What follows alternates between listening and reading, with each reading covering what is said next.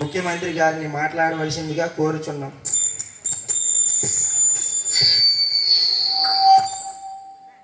Assembly సభ్యులందరికీ నమస్కారం.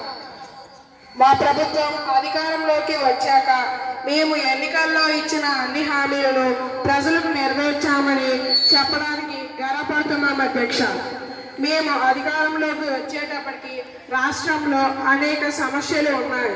అయినా అభివృద్ధి విషయంలో రాజీ లేని పరిపాలన అందిస్తున్నామని తెలియజేస్తున్నాం అధ్యక్ష.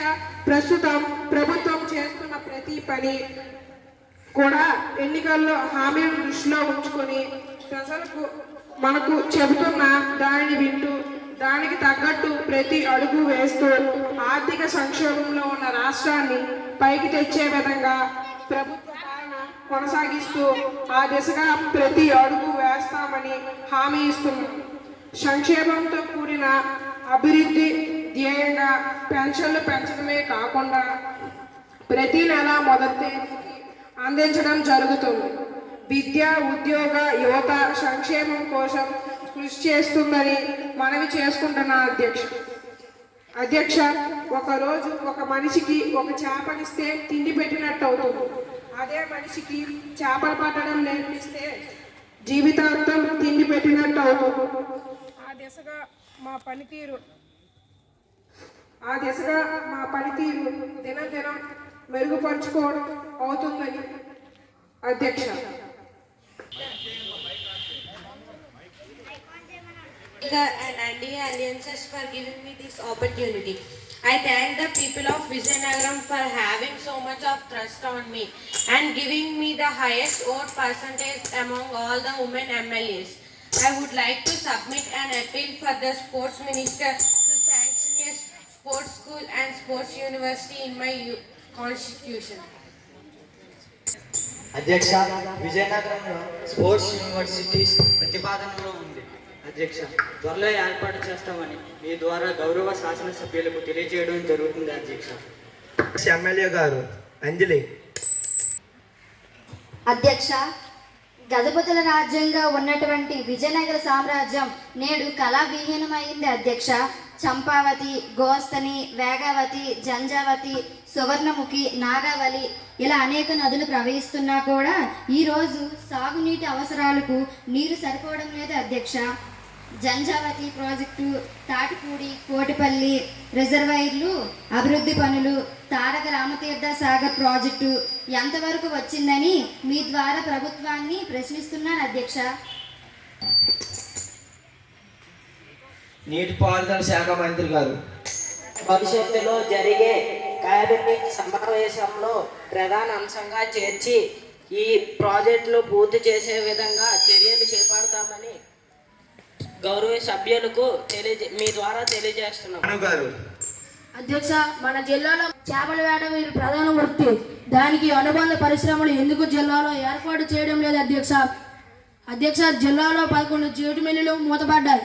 అధ్యక్ష, వీటి ద్వారా గతంలో 10,000 మందికి ఆశ్రయం పొందేవారు. అధ్యక్ష, వీటి పరిస్థితి ఏమిటి? అధ్యక్ష, హామీలకే పరిమితమైన మ్యాంగయార్డు ఎప్పుడు పూర్తి చేస్తారు? అధ్యక్ష, రాష్ట్ర విభజన సమయం అనగా 2014లో రాయలసీమ 4 జిల్లాలతో పాటు ఉత్తరాంధ్రలోని విజయనగరం జిల్లాను కూడా వెనుకబడిన జిల్లాగా ప్రకటించారు. అధ్యక్ష, ఈ విధంగా జిల్లాకు వచ్చిన వెనుకబడిన నిధుల పరిస్థితి ఏమిటని మీ ద్వారా అడుగుతున్నాను. అధ్యక్ష, ఎందుకు లభించడం లేదని మీ ద్వారా ప్రభుత్వాన్ని ప్రశ్నిస్తున్నాను.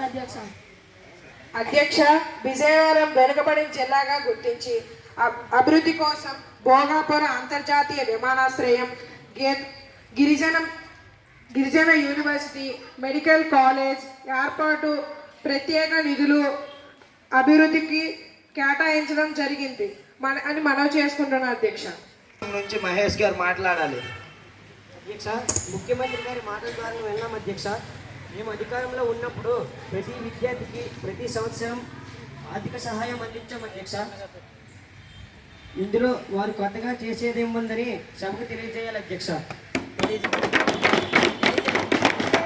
దయచేసి సైలెంట్గా ఉండండి. ఈ సజావుగా జరగనివ్వండి. దయచేసి సైలెంట్గా ఉండండి. సైలెంట్గా ఉండాలి సార్.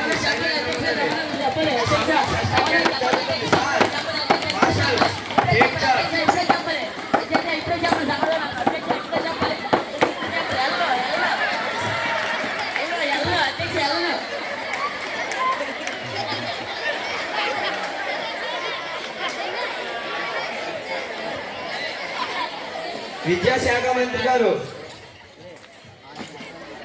మేము విద్యారంగంలో అనేక సంస్కరణలు తీసుకురావడానికి కృషి చేస్తున్నాం అధ్యక్ష. మేము రాష్ట్రంలో విద్యార్థులకు నాణ్యమైన గుణాత్మకమైన సాంకేతిక విద్యను అందించే విధంగా అడుగులు వేస్తున్నాం అధ్యక్ష. అమెజాన్ ఫ్యూచర్ ట్రైనింగ్ ప్రోగ్రామ్ను పాఠశాలలో పరిచయం చేస్తున్నాం అధ్యక్ష.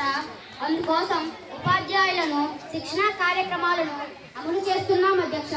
విద్యార్థులకు పాఠశాల విద్య, ఉన్నత విద్య పూర్తయిన తరువాత నిరుద్యోగ సమస్యలు తలెత్తకుండా ఉండడానికి అమరావతిలో క్వాంటమ్ వాలీ ప్రాజెక్టును అమలు చేస్తున్నాం అధ్యక్ష.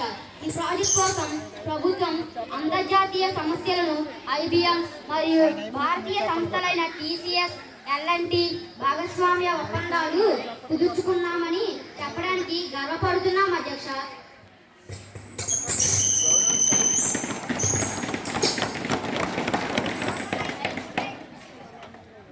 గౌరవ సభ్యులైన శైలజ గారి ప్రశ్న.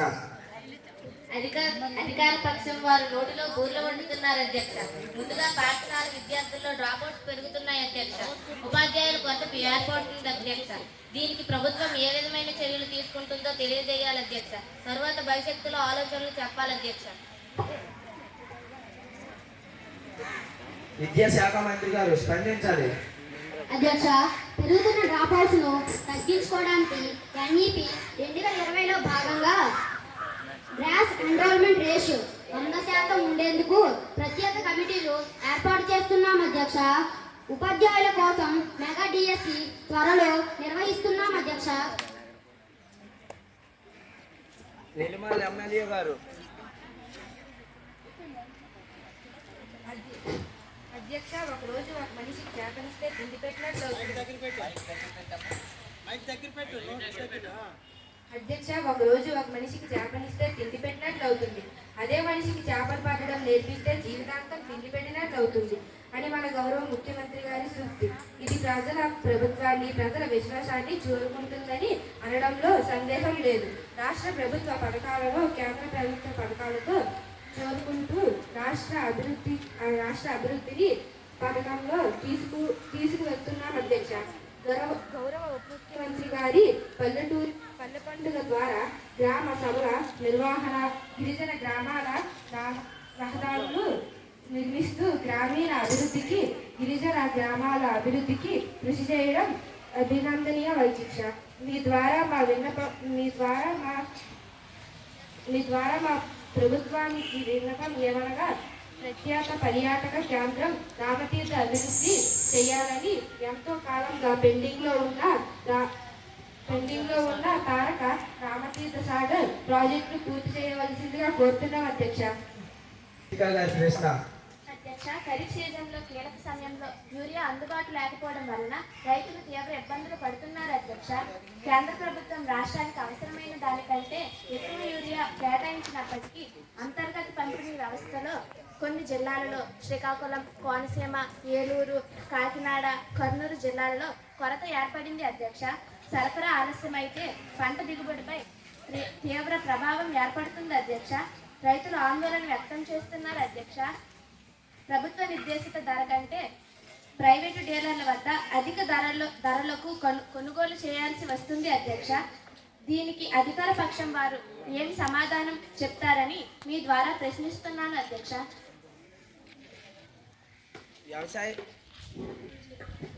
వ్యవసాయ శాఖ మంత్రి గారు స్పందించాలి. అధ్యక్ష, పంపిణీ అవకతవకలను అరికట్టడానికి విజిలెన్స్ తనిఖీలు ముమ్మరం చేసింది అధ్యక్ష. యూరియా పంపిణీ నిష్పత్తిని మార్కెట్ మరియు ప్రైవేట్ డీలర్ మధ్య 70:30కి సవరించిందని మా ద్వారా తెలియజేస్తున్నాం అధ్యక్ష. తద్వారా పంపిణీ ఛానల్కు ప్రాధాన్యత చేసిందని తెలియజేస్తున్నాం అధ్యక్ష. రైతుకు అవసరమయ్యే యూరియా మేరకే యూరియా అందేలా చేసేందుకు ఈ క్రాప్ నమోదు వివరాలను ఆధార్తో అనుసంధించాలని తెలియజేస్తున్నాను అధ్యక్ష. పంపిణీ చేయాలని గౌరవ ప్రతిపక్షం వారికి తెలియజేస్తున్నాం అధ్యక్ష. గ్రీన్ ప్రాజెక్ట్ పై వివరణ ఇవ్వాలి.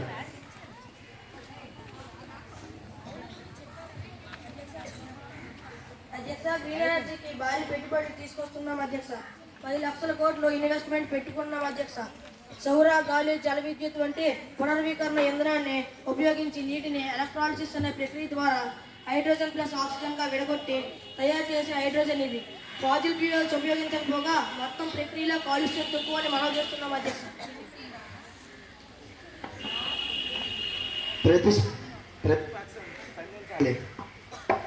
గౌరవ సభ్యులారా, గ్రీన్ హైడ్రోజన్ చాలా అవసరమైన ఇంధనం.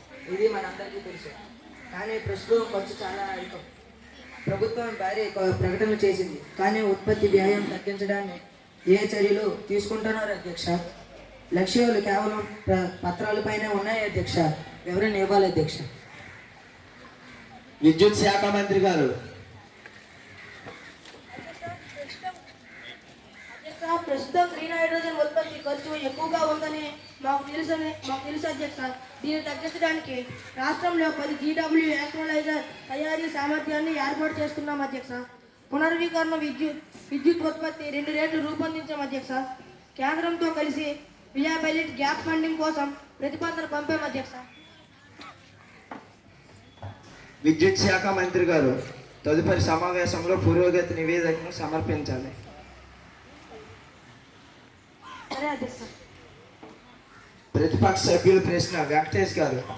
అధ్యక్ష, రాష్ట్రంలో కుంటుపడుతున్న గ్రామీణ అభివృద్ధి, అటవీ పర్యావరణ సంక్షేమం కోసం ప్రభుత్వం ఏ చర్యలు తీసుకుంటుందో తెలపాలి అధ్యక్ష. ఉప ముఖ్యమంత్రి గారు స్పందించాలి. అధ్యక్ష, పంచాయతీ రాజ్ శాఖ గురించి చెప్పాలంటే అధ్యక్ష, గ్రామ సభల ద్వారా పాలనా సామర్థ్యాలను మెరుగుపరచడం, కొత్త రోడ్ల నిర్మాణం, ఉన్న వాటిని ఉన్నతీకరించడం చేస్తున్నాం అధ్యక్ష. స్వాత్వ కార్యక్రమం ద్వారా గ్రామాల్లో 45 లక్షల ఆస్తులను యాజమాన్య హక్కులు కల్పిస్తూ ప్రాపర్టీ కార్డులను చేస్తాం అధ్యక్ష. అలాగే పర్యావరణం, అడవులకు సంబంధించి అనేక అభివృద్ధి కార్యక్రమాలు చేపట్టాం అధ్యక్ష. ప్రభుత్వం కేంద్రంలో అమలు చేస్తున్న మాకే నామ్ ఏక్ పేడ్ అనే ప్రతిష్టాత్మక కార్యక్రమం విజయవంతంగా అమలు చేస్తున్నాం అధ్యక్ష. రాష్ట్ర పచ్చదనం గణనీయంగా పెంచడమే లక్ష్యంగా దృష్టి పెట్టాం అధ్యక్ష. మొన్నటికి మొన్న శేషాచలం అడవులలో అటవీ భూములను అక్రమంగా స్వాధీనం చేసుకున్న వారి మీద కూడా నివేదిక అందిస్తాం అధ్యక్ష. 16వ శాసనసభ శీతాకాలపు 2వ రోజు సమావేశాన్ని జాతీయ గీతంతో ముగించుకుందాం.